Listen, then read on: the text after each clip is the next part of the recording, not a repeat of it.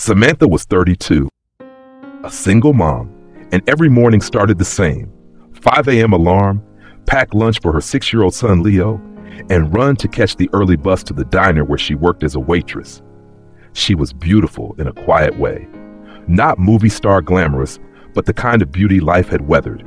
Eyes that had seen too much, hands that never stopped moving, and a smile she forced even when her feet ached from double shifts.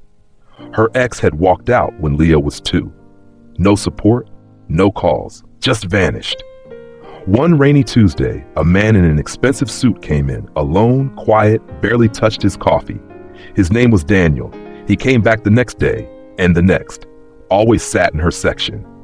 Never flirted, never asked personal questions, but he tipped well, very well. One day, Samantha forgot to hide her stress. Leo had a fever, rent was overdue, and the manager had yelled at her for dropping a plate. When Daniel asked how her day was going, she just smiled and said, "Still breathing. That's something, right?" He nodded, paused, then quietly said, "Do you believe in second chances?" She laughed. "I'd settle for a first one." That night, she found an envelope under the sugar jar he always used. Inside, $2,000 in cash.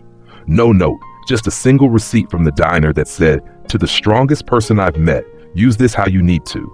She cried in the kitchen. Not for the money, but because someone finally saw her. But Daniel didn't return. Days turned into weeks.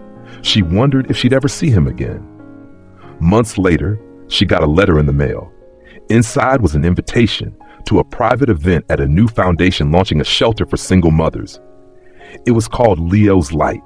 Confused, she showed up in her best secondhand dress. Inside, she saw Daniel on stage. He told a story of being raised by a single mom who died too young, of wishing someone had helped her. Then he said, "I met someone who reminded me of my mother, graceful, brave, exhausted. She didn't ask for help, but she deserved it." He looked directly at Samantha. "This center is for women like her. It's named after her son." Tears rolled down her cheeks. After the event, Daniel approached her. "I hope that wasn't too much," he said.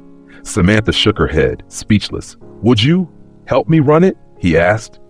"You've lived it. They need someone like you." She said yes, with shaking hands and a full heart. Today, Samantha manages the shelter.